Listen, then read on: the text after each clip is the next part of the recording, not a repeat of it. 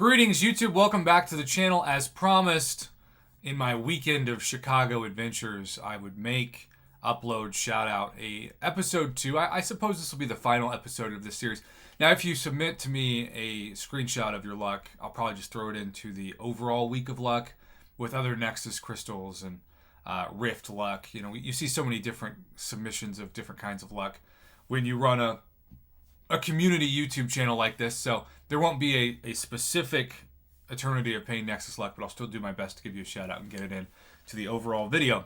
But this is a dream Nexus. First off, part of me, for the sake of debate, wishes that all three of these were new, because I would really love, and I need this to be a poll question on the channel this weekend when I'm in Chicago.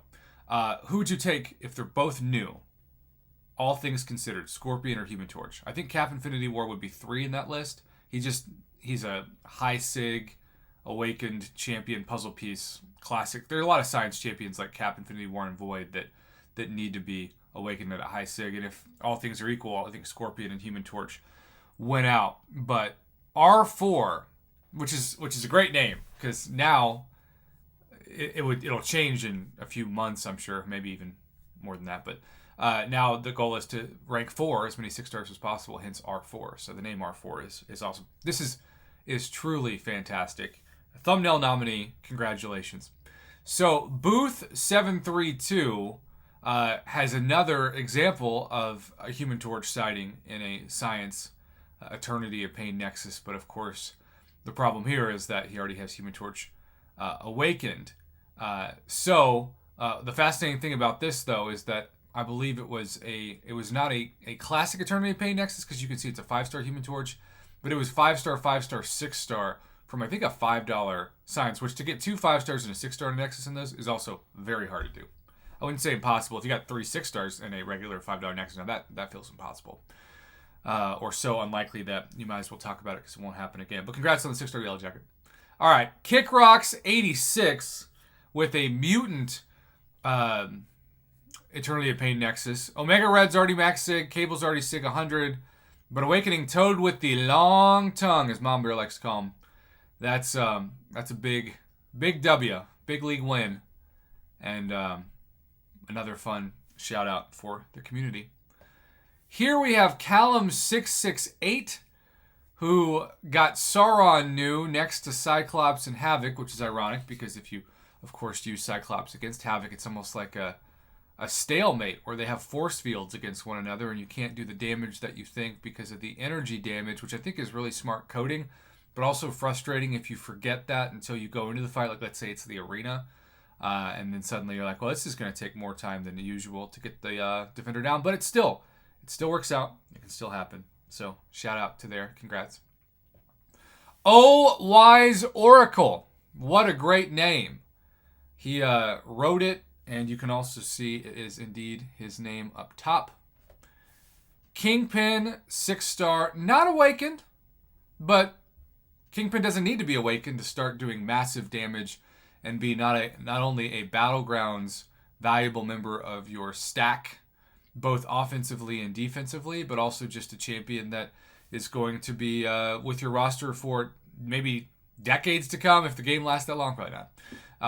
Keep in mind that Kingpin currently is rated in the skill class as the 3rd highest skill champion. So that is pretty good. Also, honorable mention, somewhere between 20 and 25, and maybe that's too low overall for him. It'd be interesting to see what people prefer between Omega Red, Immortal Abomination, Cap Infinity War, and Kingpin. That would be a fun poll. But congrats, Wise Oracle, on the new Kingpin. Don't kill me. How about this? We have Apocalypse versus Kitty Pryde and Beast.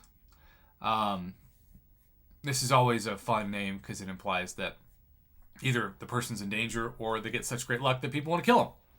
Or maybe both. Apocalypse versus Kitty Pryde. We actually asked my subscribers last night in a poll who they would choose, and about 60-40 would say Apocalypse, but the Kitty Pryde fans were very passionate about the fact that Kitty was better.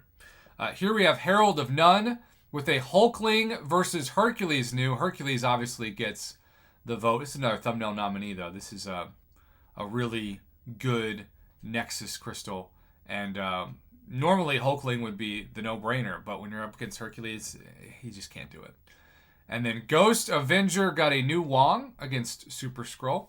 That's another fun, fascinating debate. I don't know if anybody would choose Super Skrull. Maybe not. And Josh with the ugliest NEXUS crystal submission of the second batch by far. All already awakened. Shout out to the Lord and Savior of the channel, Red Skull. Don't mean to defame the Lord and Savior. I am sorry for my sins. But they're already all awakened. So, what are you going to do? And there you have it. I do think in terms of a cool, just visualizing this thumbnail before I make it. And obviously, if you've clicked on the video, I appreciate that you did. You've already seen the thumbnail. But I think if I put like an emoji, like a head exploding emoji in between Hulkling and Hercules, that'd be a cool thumbnail. Sometimes you just got to envision these things on the fly. Thank you for the submissions, everybody. Thanks for watching. I really enjoyed this series, and the Eternity of Pain rewards were, I think, overall a success for a lot of people.